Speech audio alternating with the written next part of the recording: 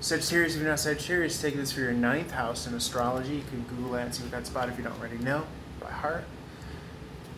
Okay, Ten of Wands. Tens are about completions. Wands are action. Wand is also the narrative.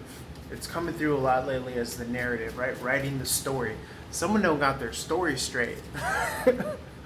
Someone does not got their story straight. So, and what happens is when you tell a lot of lies, or you try to write someone else's story for them, or you talk behind their back, or you have to keep all of these pen names up. You have to keep all these pseudonyms up. You have to keep all these, as authored by, or you have to keep your story straight. But the truth doesn't have to keep its story straight, right? The truth also has different points of view and perspectives, right? What's chaos for the housefly is lunch for the spider, right? So it just depends on where you're coming from. But the Ten of Wands here just comes across as a very kind of too much, trying to lazily write on behalf of others. Okay. And so that has to be put down. You have to narrow down and focus on what is the kind of biggest and best priority, and that's going to always be you. Okay. Because I think of the Queen of Wands here in the upright position. Now, just to speak a little bit about what I do, to me, I'm not interpreting this Ten of Wands as, and I know this sounds as defensive, but when I read, I'm reading for myself. And you get to take part in it if you're resonant with it. I believe readers resonate with their audience, and their audience resonates with the particular reader, right? The cat picks you. You don't pick the cat. So when I'm reading for all the houses, I'm reading for the different aspects of my life, 1 through 12, and I know what the houses rule. So I'm giving myself readings daily, dipping into the energy, looking into the energy. But it just doesn't start and end with me, because we all are co-sharing these, partaking in these energies from the field and from the planet influence and all that stuff. And we're all connected in this web here. So to me, when I'm referencing lazy writing, right, because reading tarot is writing, is manifesting. That's why I always try to read the best and look into the best of it, because I'm manifesting that for myself and for the collective. When I'm speaking to lazy, bad writing catching up to you or being too much, I'm talking about the naysayers. I'm talking about the people who read negatively or talk behind your back negatively. He's so mad because, she's so mad because XYZ. Oh, they're just miserable. They're just mad. That's lazy writing. You don't know that person's story. You don't know what they're fighting for, what they're upholding, what they've been through, what they're going through, what they have for themselves in the future. That, their vision, their dreams, their aspirations.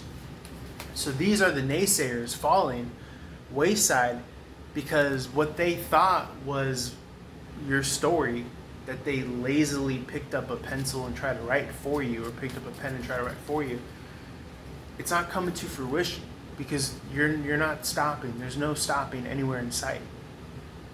That's how it's coming across. So that fucks with their narrative for you. And I'm just seeing that it's just become too much for them to try to bear. Okay, they're clearly overburdened here.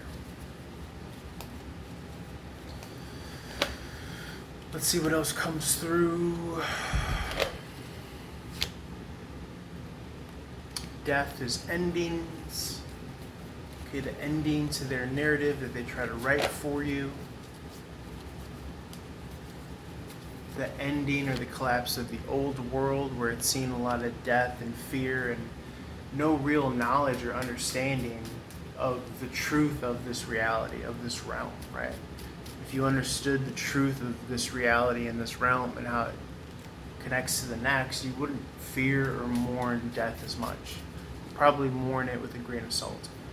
The King of Swords master penman, only writes what he knows. Capricorn Aquarius energy. But just could be channeling the energy of the protagonist viewer or the protagonist reader. Knows the truth, knows the true story.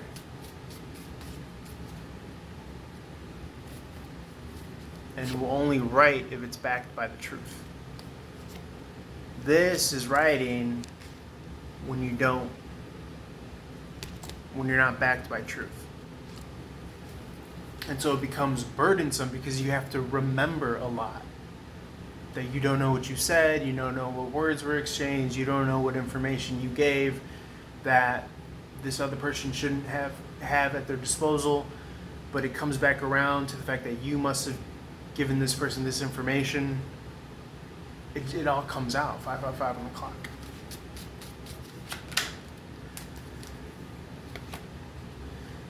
And the king wears the butterfly because he has knowledge of death.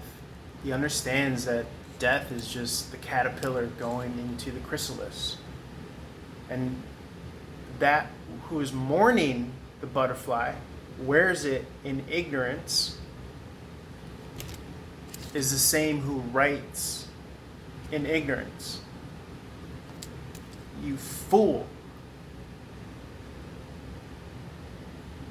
And so what you wear in ignorance, I stand in with truth as my crown. And that's knowledge of the resurrection process, of my full magnetic power. The list goes on and on. What else here? I feel like I'm just flame throwing. And so, but you understand that this person will eventually come out of it because their journey might illuminate for them some sort of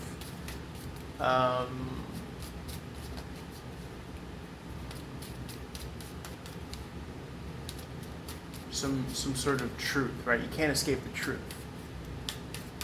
And so there's a built-in safety net, right? Encoded.